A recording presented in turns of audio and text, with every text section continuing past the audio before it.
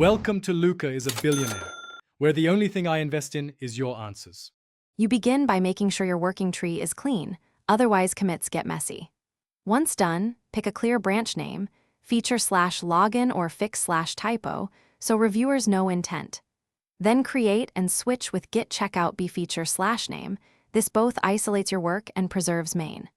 Make an initial commit and push with git push uorigin feature/name so remote tracking exists. This first step prevents accidental direct changes to main and sets you up for safe review. You should commit small, focused changes frequently.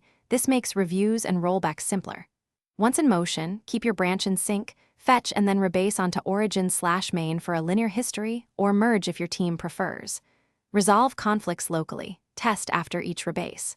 Push changes regularly so CI runs and reviewers see progress.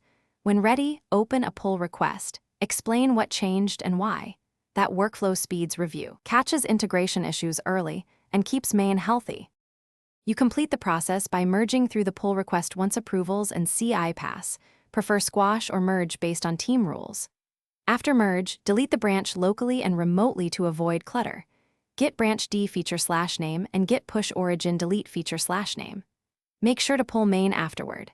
If something goes wrong, like conflicts, unexpected history, or a detached head, use git status to assess, git reflog to find lost commits, and git reset or checkout to recover.